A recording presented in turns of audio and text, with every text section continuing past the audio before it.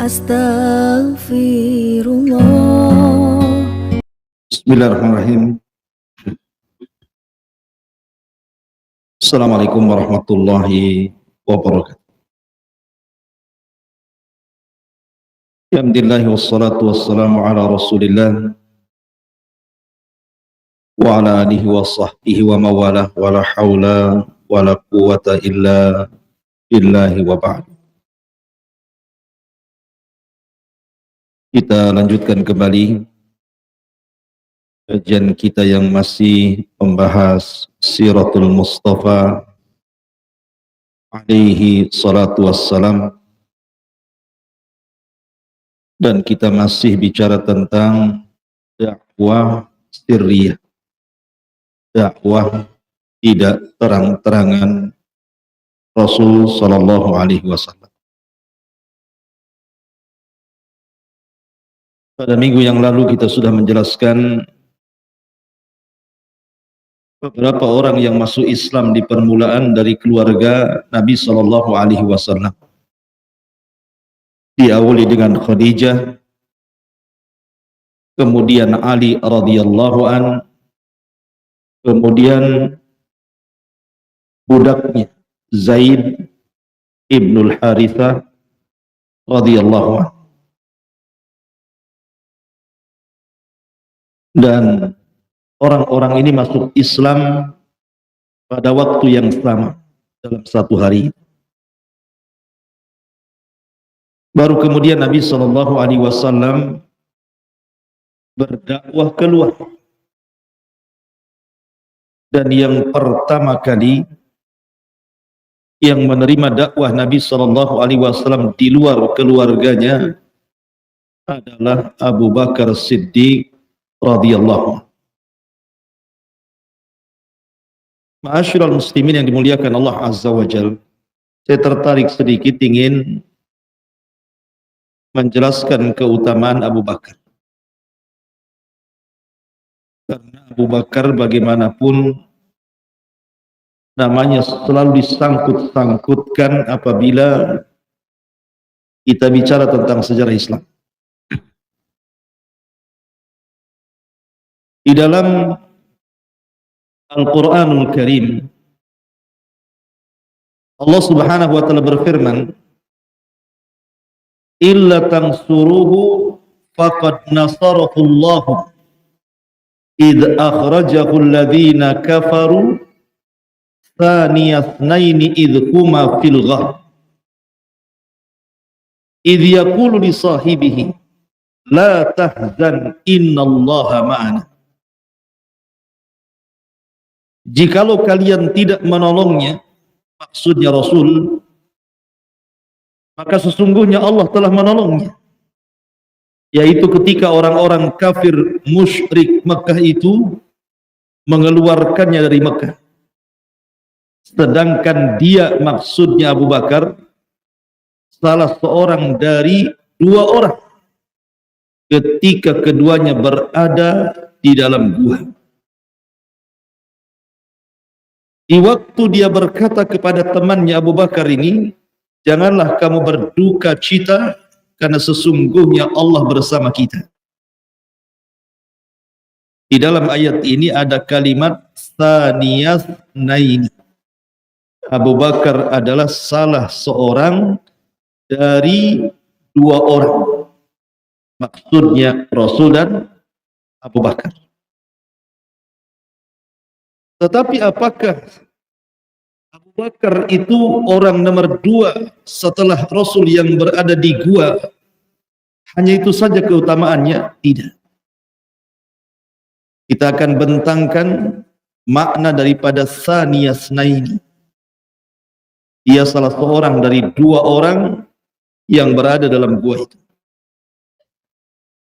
Ma'asyiral muslimin yang dimuliakan Allah subhanahu wa ta'ala.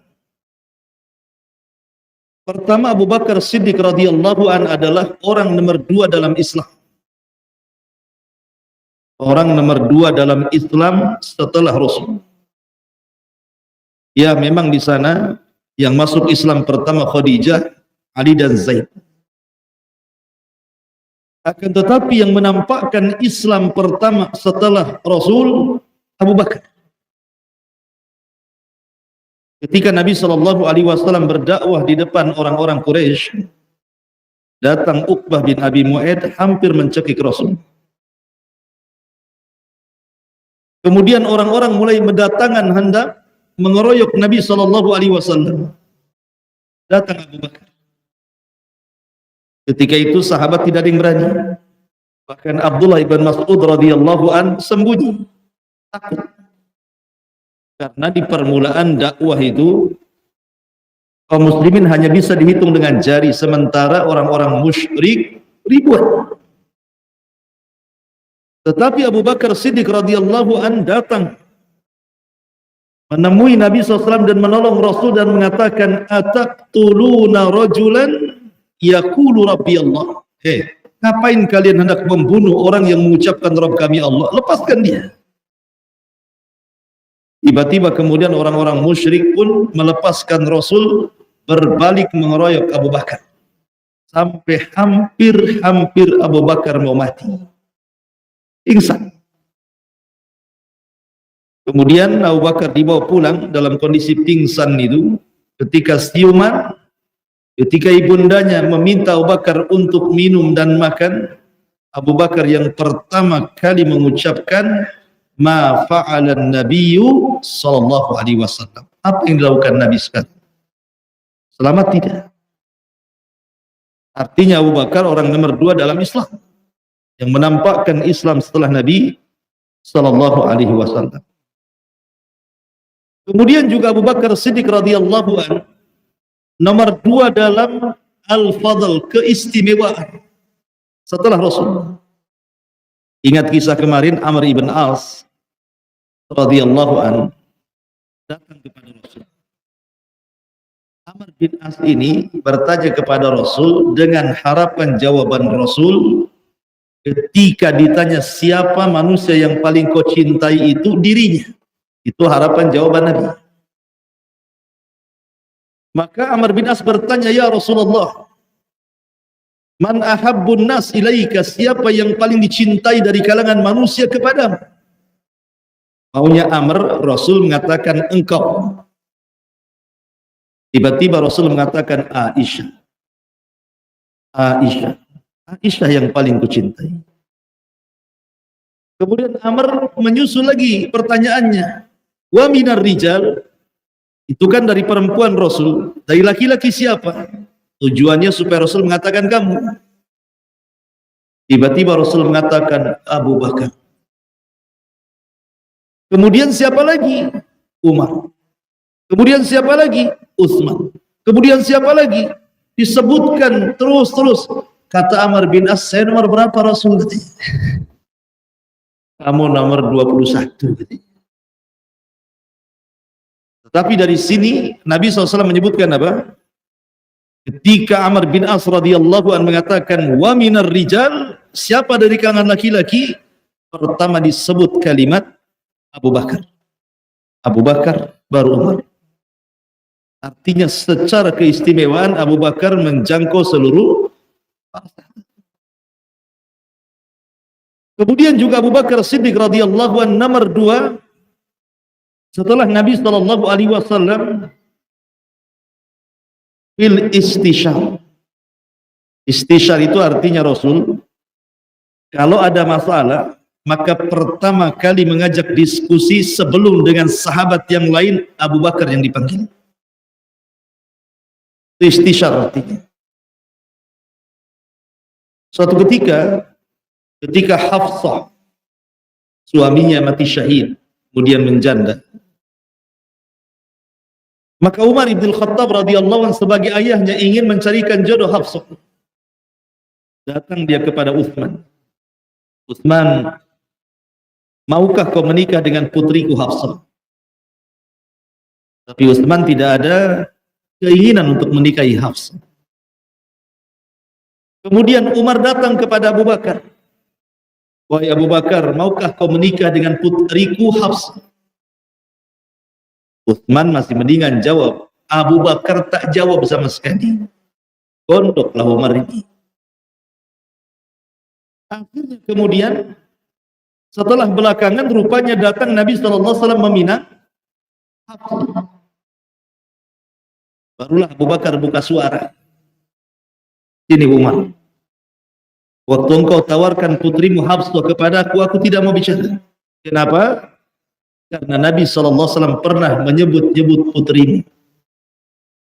Artinya bahwa Nabi SAW bermusyawarah dengan Abu Bakar sampai menyebut Hafsah. Jadi Nabi SAW itu sebelum yang lainnya pasti bicara dengan Abu Bakar dulu, karena dia orang nomor 2 setelah Nabi SAW dalam bermusyawarah. Kemudian juga Abu Bakar Siddiq radhiyallahu anhu juga nomor 2 dalam jihad. Nomor 2 dalam jihad. Dalam perang Uhud, kaum muslimin kan kalah.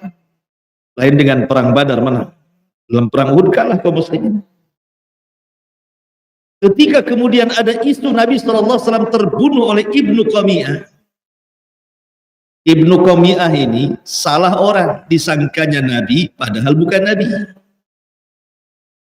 Karena ada seorang sahabat itu mukanya persis dengan Nabi, badannya, perawakannya ada yang persis dengan Nabi, namanya Mus'ab ibn Umair. Persis mukanya dengan Nabi, mirip-mirip dengan Nabi kalau dalam peperangan itu. Ibnu Qami'ah ini berhasil membunuh Mus'ab ibn Umair dalam perang Uhud. Disangkanya Nabi, berteriaklah dia, qataltu Muhammadan, qataltu Muhammadan. Aku sudah bunuh si Muhammad, aku sudah bunuh si Muhammad. Tersebarlah berita wafatnya Rasul di perang Uhud. Ketika tersebar berita meninggalnya Rasul, perang terhenti. Berhenti perang. Kenapa? Karena memang tujuan orang-orang musyrik membunuh Nabi. Kalau sudah Nabi terbunuh, selesai lah kan begitu. Itu tujuan mereka. Berhenti perang. Karena malam-malam ikhwatu fiddin muliakan Allah Azza wa Jalla, perang ini Abi Sufyan bintu Harb, Sufyan ibn Harb pemimpin perang Uhud ini berteriak, "Afikum Muhammad, afikum Muhammad." Ada orang namanya Muhammad di situ. Nabi SAW disemak-semak ngomong kepada para sahabatnya, "La tujibu." Jangan jawab, jangan jawab. Terus 3 kali Abu Sufyan mengatakan, "Afikum Muhammad." Kata Rasul, jangan jawab. Malam gelap, nggak tahu ada orang. Setelah Abu Sufyan kemudian tidak mendapatkan jawaban, kemudian Abu Sufyan mengatakan, "Afikum Abu Bakrin." Apakah ada Abu Bakar? Kata Rasul, jangan jawab. "Afikum Abu Bakar." Kata Rasul, jangan jawab. Sampai 3 kali. Kemudian setelah tidak ada jawaban, Abu Sufyan mengatakan, "Afikum Umar." "Afikum Umar." Kata Rasul, jangan jawab. Umar tidak bisa. Sebut namanya, tidak bisa dia. Bangkit dia Umar. Umar radhiyallahu mengatakan, "Saya Umar. Semoga Allah membuat kesedihan dalam hatimu. Di sini Rasul, di sini Abu Bakar, akulah Umar." Maka Abu Sufyan mengatakan, "Anda Umar? Apakah di sana ada Muhammad?" "Ya." "Apakah di sana ada Abu Bakar?" "Ya," kata Umar. Maka Abu Sufyan mengatakan, "Sadaqta ya Umar wa kadzaba Ibnu Qami'ah." Engkau benar wahai Umar, Ibnu Qami'ah yang sudah berdusta, yang mengatakan dia sudah membunuh Muhammad. Ya, Abi Sufyan menyebut 3 orang ini. Karena tujuan perang Uhud itu membunuh 3 orang ini. Rasul, Abu Bakar, Umar. Abu Bakar disebut kedua kali setelah Rasul. Baru kemudian Umar. Jadi memang Abu Bakar orang nomor 2 dalam jihad setelah Nabi SAW. Kemudian Abu Bakar orang nomor 2 dalam ilmu wal fahmu, pengetahuan dan pemahaman yang cerdas. Abu Bakar itu orang nomor 2 setelah Rasul, orang yang paling alim, yang paling cerdas, yang paling paham dari seluruh sahabat Nabi SAW. ketika Nabi Shallallahu Alaihi Wasallam di akhir-akhir hayatnya, di maradi mautihi, ketika sakit menjelang ajalnya, beberapa hari sebelumnya Rasul berkhutbah, dan itu khutbah terakhir. Habis itu tidak ada khutbah lagi.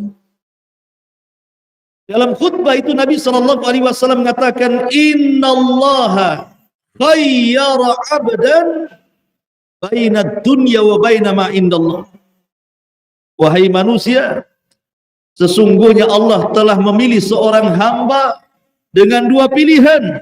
Apakah dia menginginkan untuk hidup di dunia, ataukah dia menginginkan untuk kembali ke sisi Allah Subhanahu wa ta'ala. Tiba-tiba Abu Bakar menangis. Padahal Rasul tidak menyebutkan dirinya. Rasul hanya menyebutkan Allah memilihkan seorang hamba antara hidup di dunia atau dipanggil ke akhirat. Tiba-tiba Abu Bakar menangis. Sahabat yang sedang serius ini mendengarkan khutbah Rasul, karena itu khutbah terakhir Rasul, serius para sahabat mendengar. Tiba-tiba pecah dengan tangisan Abu Bakar. Semua pandangan menuju Abu Bakar, sehingga orang-orang menegur Abu Bakar mengatakan, lima qata'ta kalaman Nabi. Kenapa kau memutus ucapan Nabi, wahai Abu Bakar? Kenapa? Biarkan dia bicara. Tiba-tiba Abu Bakar makin berteriak, fadainaka bi abaina, fadainaka bi ummahatina, fadainaka bi amwalina, fadainaka bi abaina, bi auladina. Wahai Rasul, kami tebus dengan bapak-bapak kami, dengan ibu-ibu kami, dengan harta-harta kami, dengan anak-anak kami, asal jangan kau tinggalkan kami. Makin berteriak Abu Bakar. Disuruh diam malah ngomong. Di situ ada sahabat namanya Abu Sa'id Al-Khudri radhiyallahu anhu. Kata Abu Sa'id Al-Khudri radhiyallahu anhu, sungguh Abu Bakar sangat cerdas memahami kondisi. Bagaimana dia paham ucapan Nabi Shallallahu Alaihi Wasallam yang ketika itu tidak ada sahabat yang paham dengan maksud Nabi. Ketika Allah mengatakan sesungguhnya Allah memilih seorang hamba antara tinggal di dunia ataukah kembali ke akhirat, ke sisi Allah Subhanahu wa ta'ala. Setelah beberapa hari setelah khutbah itu Rasul meninggal. Berarti kalimat abdan dalam khutbah itu adalah Rasul sendiri. Di sini kata Abu Sa'id Al-Khudri, demi Allah tidak ada orang yang lebih paham dibandingkan Abu Bakar. Dari sini menunjukkan bahwa Abu Bakar orang nomor 2 setelah Rasul fil ilmi wal fahmi, dalam ilmu dan dalam pemahaman. Kemudian juga Abu Bakar Siddiq radhiyallahu an, orang nomor 2 setelah Rasul dalam sholat. Ketika Nabi Shallallahu Alaihi Wasallam sakit, Rasul memanggil siapa? Aisyah Ummul Mukminin radhiyallahu anha, dan mengatakan, ya Aisyah, muru Abu Bakrin bi an yusalliya bin nas. Perintahkan ayahmu Abu Bakar tolong imami manusia, aku tidak sanggup bangun. Aisyah radhiyallahu anha ketika itu tidak setuju, tidak sepakat. Karena Rasul masih hidup, macam mana bapaknya mau gantikan sholat yang Rasul masih hidup? Tetapi dia mencoba membuat kalimat halus dan mengatakan, ya Rasulullah, inna abi rajulun bakkah. Rasul, kamu sudah tahulah bapakku Abu Bakar itu suka nangis. Kalau dia sholat, nangisnya kencang, baca Qurannya kecil. Tidak usah, suruh Umar saja. Maksudnya, gak enak Aisyah radhiyallahu anha itu. Kenapa? Karena Rasul masih hidup masalahnya. Masa bapaknya suruh jadi imam? Tapi Rasul tetap mengatakan, muru Abu Bakrin bi an yusalliya bin nas. Perintahkan bapak cepat imami manusia sholat.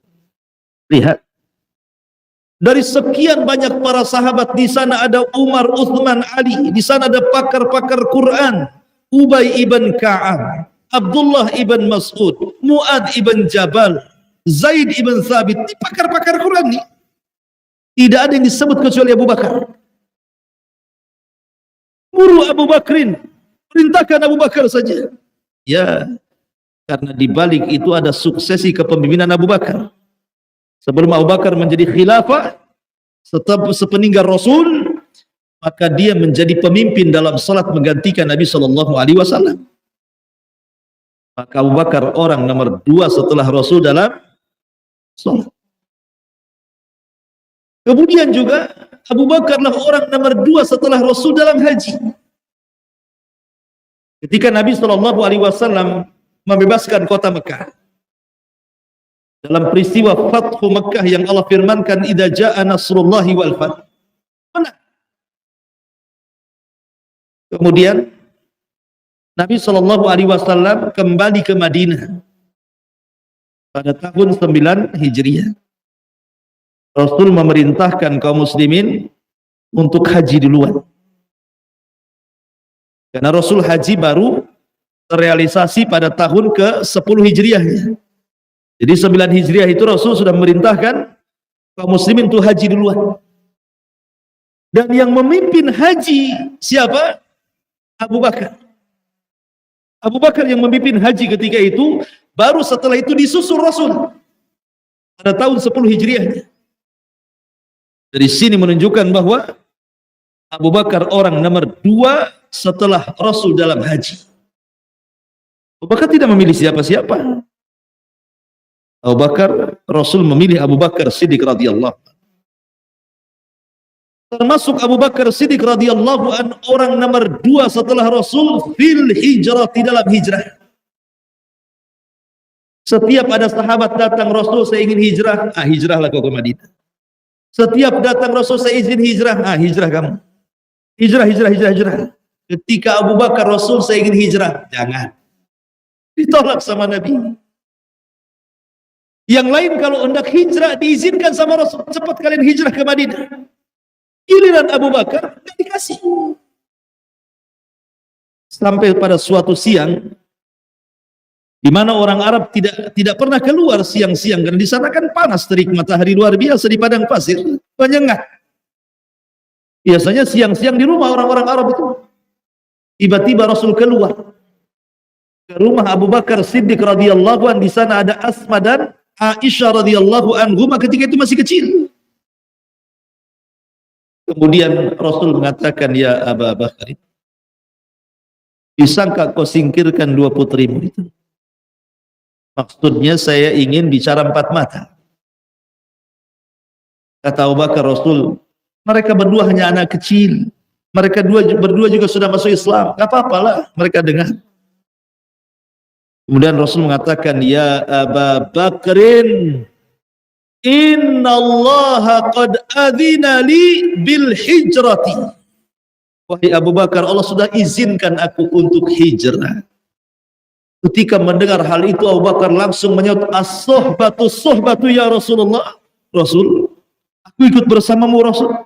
Aku ikut bersamamu Rasul. Kata Nabi SAW, "As-sohbatu ya Abu Bakar ya. Engkau akan menjadi temanku dalam hijrah." Tiba-tiba Abu Bakar menangis. Kata Aisyah radhiyallahu anha, "Aku tidak pernah orang melihat menggabungkan tangisan dan kebahagiaan, kecuali saat itu aku melihat Abu Bakar menangis karena saking bahagianya." Diajak hijrah Nabi. Maka dia orang nomor 2 dalam hijrah. Dan dia orang yang mendanai hijrah Nabi itu sendiri. Dan dalam perjalanan Abu Bakar Siddiq radhiyallahu anhu juga orang nomor 2 ketika bersembunyi di Gua Hira. Karena ketika hijrah itu tidak langsung berangkat ke Madinah. Rasul masih tetap tinggal 3 hari di Mekah untuk mengelabui orang-orang musyrik. Sembunyi di sebuah gua yang disebut dengan Gua Sur. Gua Sur. Gua Sur ini masih di Mekah, bukan Madinah. 3 hari di Gua Sur itu Rasul. Yang Allah Subhanahu wa taala firmankan di sini, "Idhuma fil ghari id yaqulu li sahibihi la tahzan innallaha ma'ana." Ketika 2 orang itu berada dalam gua dan Rasul menenangkan Abu Bakar dan mengatakan, "Jangan sedih, Allah bersama kita." Karena ketika itu pasukan orang musyrik ada di atas gua.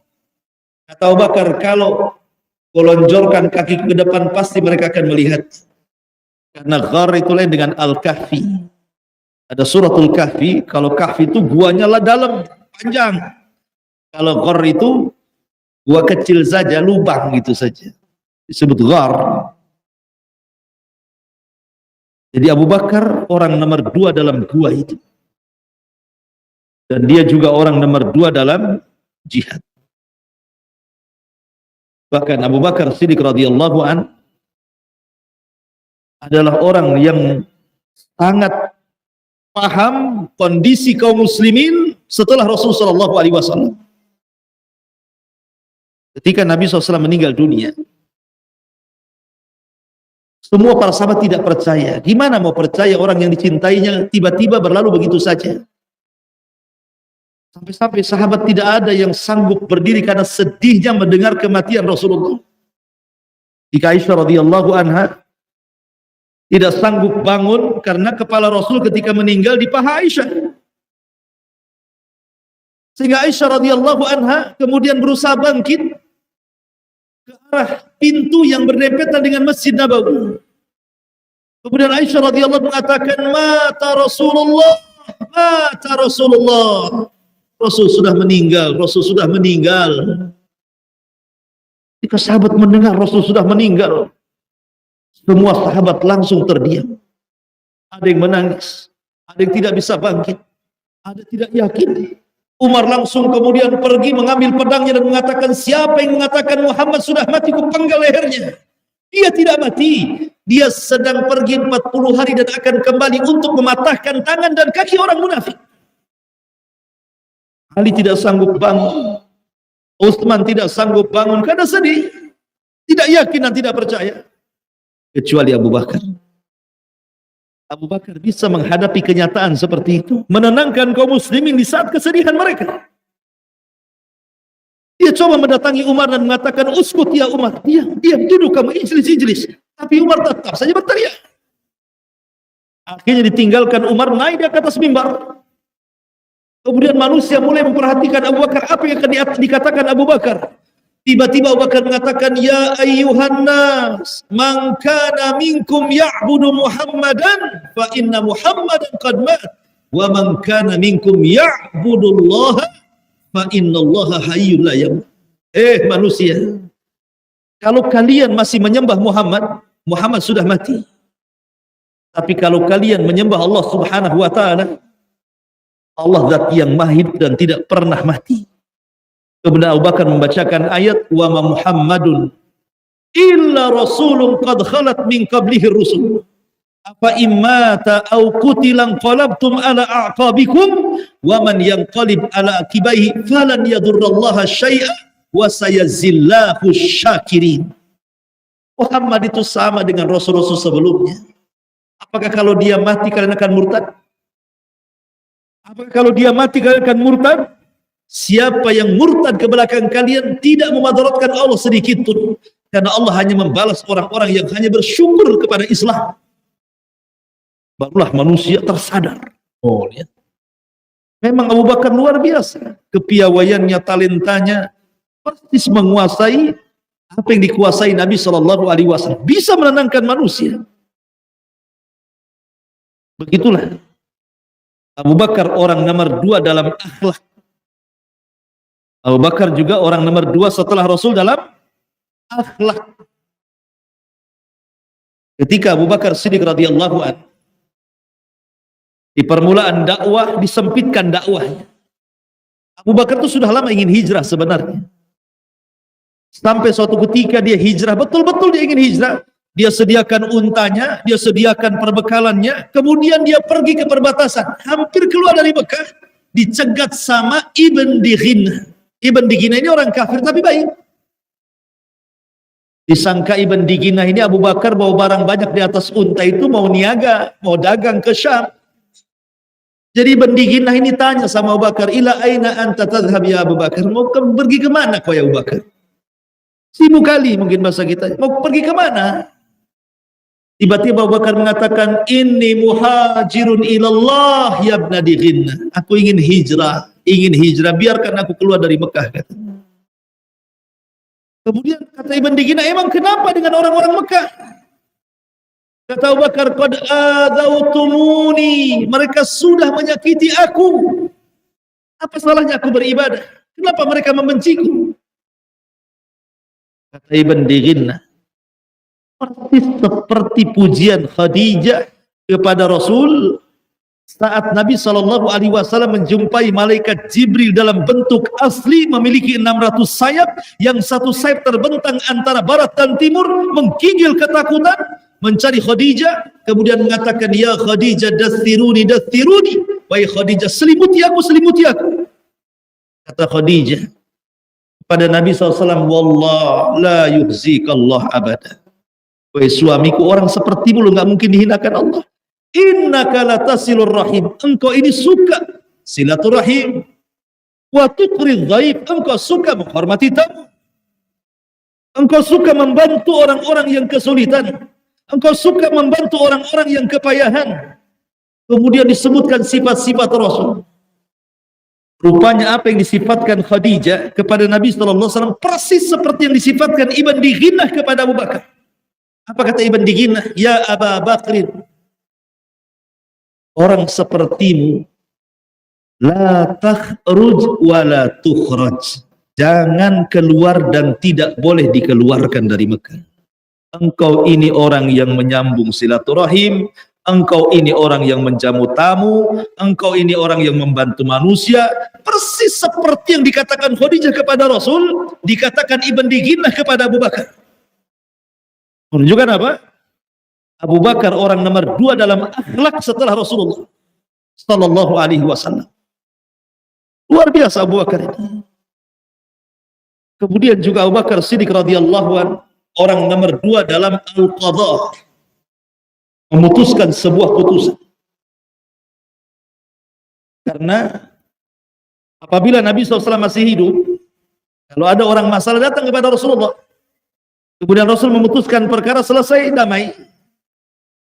Tapi setelah Nabi SAW meninggal, kepada siapa manusia harus menyelesaikan permasalahan mereka?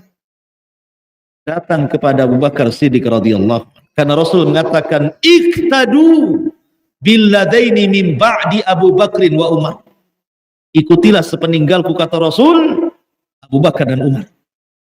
Maka sepeninggal Rasul, orang-orang datang pada Abu Bakar. Ya Abu Bakar, saya ada masalah, tolong selesaikan. Ya Abu Bakar, saya ada masalah, tolong selesaikan. Karena manusia tahu Abu Bakar adalah orang paling cerdas, paling faqih, paling adil, dan bisa memutuskan seperti yang diputuskan Nabi SAW.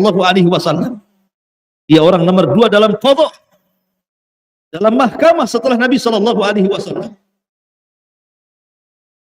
Ketika Nabi SAW sebelum meninggal, Rasul kan mempersiapkan pasukan untuk menghadapi, coba anak-anak tuh main apa itu? Jadi coba ditenangkan. Jadi Nabi SAW ini ketika sebelum wafatnya mengutus utusan pasukan dipimpin oleh Usamah ibn Zaid. Itu sebelum wafat. Rasul memilih Usamah ibn Zaid, anak dari Zaid ibn Harisah, anak angkat Rasul, punya anak namanya Usamah bin Zaid. Masih muda, umurnya baru belasan tahun. Ya 19 tahun atau 18 tahun gitu. Dipilih jadi pemimpin perang, padahal pasukannya ada Umar, ada Uthman, ada Ali, itu bayangkan. Masih muda. Nah, ini pula yang jadikan alasan siapa? Uthman ketika didemo oleh orang-orang Khawarij. Alasannya Uthman menempatkan pemimpin-pemimpinnya sigharus sahabat dan meninggalkan kibarus sahabat. Sahabat-sahabat junior jadi pemimpin, sahabat-sahabat senior kok tidak angkat, katanya. Kata Utsman, apa salahnya? Rasul pernah mengangkat Usamah bin Zaid. Usamah bin Zaid masih kecil, di belakangnya Abu Bakar, Umar, Uthman, Ali, gitu kan, senior-senior. Apa salahnya Rasul pernah melakukannya, kata Utsman. Ketika itu Rasul mempersiapkan untuk melawan orang Romawi. Karena kekalahan orang Romawi di Mu'tah, mereka mempersiapkan pasukan, maka Rasul siap menghadapi pasukan dengan memimpin Usamah ibn Zaid menjadi pemimpinnya. Tapi sebelum diberangkatkan pasukan itu, datang kabar Rasul meninggal dunia. Sementara pasukan ini sudah jalan, sudah jauh. Rasul meninggal. Maka pasukan terhenti. Bingung mereka. Ini Rasul sudah meninggal. Siapa yang memerintahkan kita? Kemudian mereka pun tahu bahwa Abu Bakar menggantikan Nabi SAW menjadi khalifatul ula, khalifah pertama dalam Islam. Sekarang kemudian pasukan ini bingung, apakah kita harus kembali ke Madinah ataukah meneruskan perjalanan. Maka diutuslah oleh pasukan ini untuk menanyakan kepada Abu Bakar yang ketika itu sudah jadi khalifah. Kira-kira Abu Bakar, apa yang kami harus lakukan? Lanjut atau pulang? Di saat yang sama terjadi pemurtadan besar-besaran.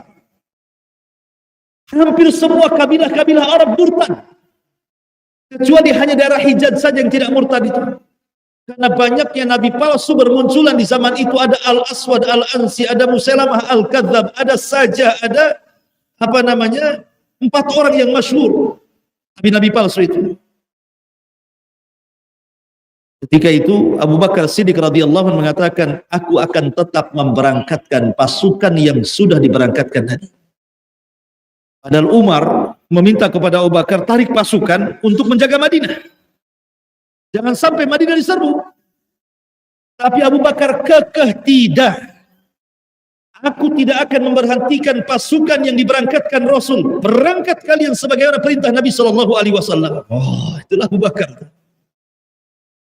Kemudian orang-orang mengatakan, sekarang bagaimana dengan orang-orang yang murtad itu? Mengikut Nabi palsu, Musailamah Al-Kadzab, Al-Aswad Al-Ansi, gimana tuh? Umar radhiyallahu anhu dan sahabat yang lain mengatakan, bagaimana kalau kita lembutkan hati mereka? Kau seperang, pasukan nggak ada, pasukan sudah berangkat, kita lembutkan hati mereka saja. Kata Umar radhiyallahu anhu. Kata Abu Bakar, tidak ada melembut-lembutkan hati, perang. Langsung putusannya perang saja. Kata Abu Bakar, tetap saya akan merangi mereka. Saya akan perangi mereka, terutama orang-orang yang tidak membayar zakat. Kata Umar radhiyallahu anhu, ya Abu Bakar, orang yang tidak bayar zakat itu mereka bersyahadat. Bukankah Rasul mengatakan, umirtu an uqatila nas hatta yashhadu an la ilaha illallah. Aku diperintahkan untuk memerangi manusia sampai mengucapkan 2 kalimat syahadat. Mereka sudah mengucapkannya. Kenapa kau memerangi mereka? Oh, tidak, kata Abu Bakar.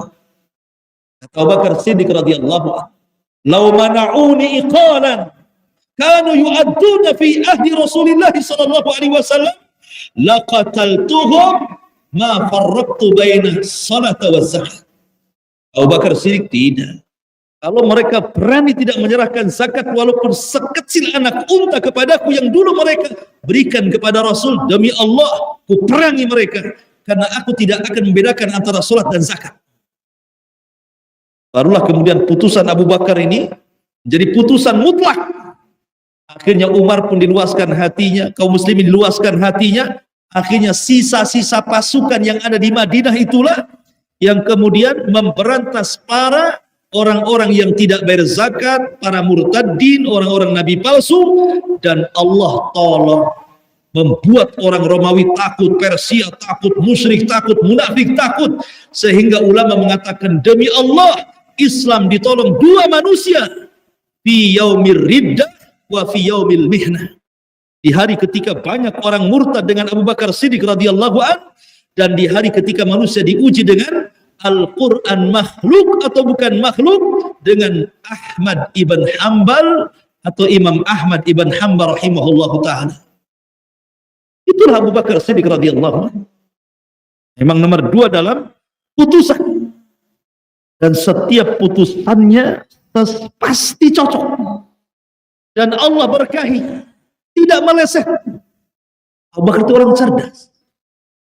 Ketika Abu Bakar mengangkat Khalid ibn Walid menjadi jenderal perang. Dan Khalid itu tahu kan, masuk Islamnya kan belakangan tuh. Setelah hijrah Rasul beberapa tahun di Madinah, baru datang ke Madinah bersama Amr bin As, kemudian masuk Islam.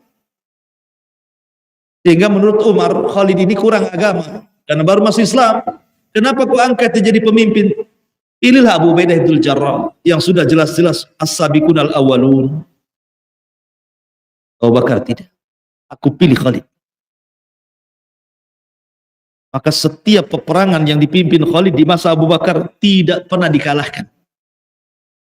Walaupun pasukannya nggak banyak. Ya kan? Tetapi ketika Abu Bakar meninggal, hanya 2 tahun saja memerintahkan kaum muslimin, Kemudian Umar menggantikan posisi Khalid dengan Abu Ubaidah ibnul Jarrah. Kemudian Umar radhiyallahu an mengirim surat agar Abu Ubaidah ibnul Jarrah memberitahu Khalid, tapi pintar Abu Ubaidah ibnul Jarrah tidak memberitahu Khalid sebagai bawahannya. Sampai selesai menang baru dikasih tahu. Sebab kalau dikasih tahu saat peperangan, prajurit bisa tunggang langgang. Kenapa Khalid kan itu? Karena orang sudah terpaut hatinya dengan Khalid. Pokoknya kalau Khalid memimpin menang, nah gitu masalahnya. Jadi Abu Ubaidah menyembunyikan surat. Ketika mendengar Persia jatuh ke tangan kaum muslimin, maka Umar teringat dengan Abu Bakar. Memang Abu Bakar itu cerdas, dia bisa menempatkan orang pada posisinya. Jadi orang cerdas itu orang yang, pemimpin yang cerdas itu pemimpin yang bisa meletakkan posisi-posisi menteri-menterinya. Memang dia layak di situ. Bukan orang yang tak layak ditaruh di situ, itu bukan cerdas namanya. Cerdas-cerdas bego sedikit lah. Masyarakat muslimin yang dimuliakan Allah Azza wa Jalla. Di sini diakui oleh Umar. Kecerdasan Abu Bakar. Abu Bakar bisa loh menempatkan orang pada tempatnya itu. Itulah yang disebut dengan adil, keadilan. Meletakkan sesuatu pada tempatnya. Karena zalim itu menempatkan sesuatu bukan pada tempatnya. Jadi Abu Bakar Siddiq radhiyallahu an adalah orang nomor 2 fil qadha, dan dalam penyelesaian ikhtilaf. Ya kan? Thaniyasnain, satu di antara dua orang. Dan Abu Bakar Siddiq radhiyallahu an orang nomor 2 setelah Nabi sallallahu alaihi wasallam fil ajri, dalam pahala. Kata Nabi sallallahu alaihi wasallam, seluruh, kalau semua keimanan manusia dikumpulkan, semua manusia dikumpulkan keimanannya, diletakkan di satu timbangan. Kemudian timbangan Abu Bakar diletakkan di neraca satunya, maka keimanan Abu Bakar jauh lebih berat dibandingkan seluruh keimanan manusia, kata Nabi. Kenapa? Karena dialah yang menjadikan sebagian besar al-asyaratu al-mubashshiruna bil jannah masuk Islam. Ya kan? Di tangan Abu Bakar Siddiq radhiyallahu an, Utsman ibn Affan masuk Islam. Di tangan Abu Bakar Siddiq, Zubair ibn Awam masuk Islam. Di tangan Abu Bakar Siddiq, Abdurrahman ibn Auf masuk Islam. Di tangan Abu Bakar Siddiq radhiyallahu an, Sa'd bin Abi Waqqas masuk Islam. Di tangan Abu Bakar Siddiq radhiyallahu an, Talhah bin Ubaidillah masuk Islam. Dan mereka adalah sebagian besar 10 sahabat yang dijadikan masuk surga. Dari 10 sahabat yang dijanjikan masuk surga, menyebarlah Islam kemana-mana. Dari yang tersebar, menyebar lagi kemana-mana. Sampai ke kota Madinah. Sampai ke seantero dunia. Sampai ke Nidaul Ilmi. Jasanya siapa? Abu Bakar yang pertama. Setelah Nabi SAW. Makanya dia orang nomor 2 setelah Rasul dalam pahala. Kalau bukan karena Allah, kemudian Rasul dan Abu Bakar, tentu Islam akan sulit berkembang. Seolah-olah seperti itu.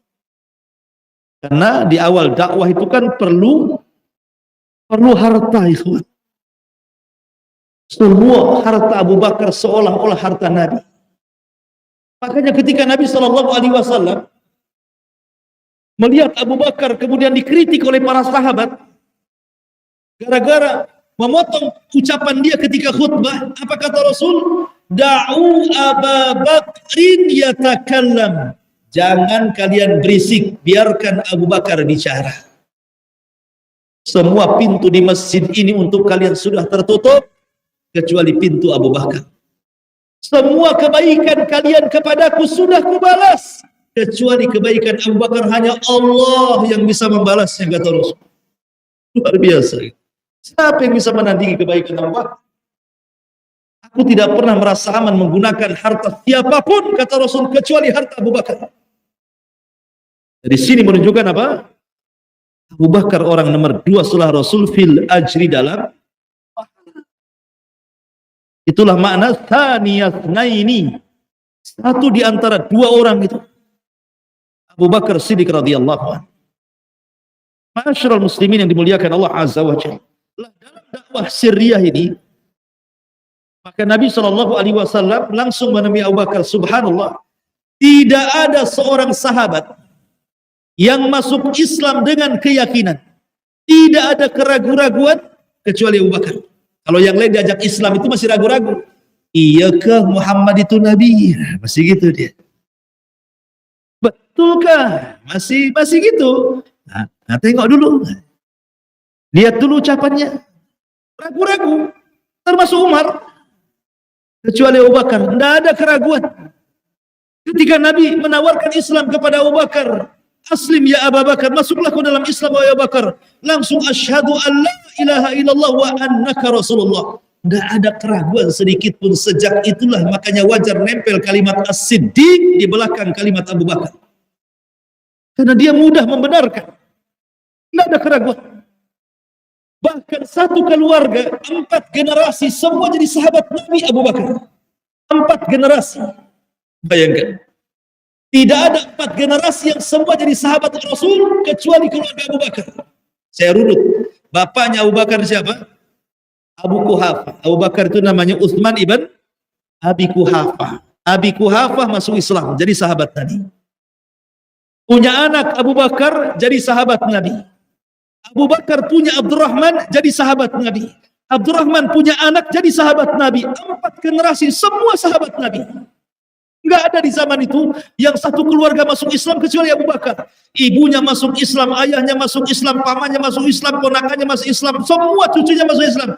Tidak ada satu keluarga besar yang masuk Islam kecuali Abu Bakar. Kalau yang lain suaminya masuk Islam, istrinya tidak, istri masuk Islam, suaminya tidak, pamannya masuk Islam, ponakannya tidak. Tapi di satu keluarga. Itulah keutamaan Abu Bakar Siddiq radhiyallahu anhu dibandingkan sahabat yang lain. Sudah syabab. Baik. Subhanaka wa bihamdika asyhadu an la ilaha illa anta astaghfiruka wa atubu ilaik. Allahu ta'ala a'lam. Assalamualaikum warahmatullahi wabarakatuh.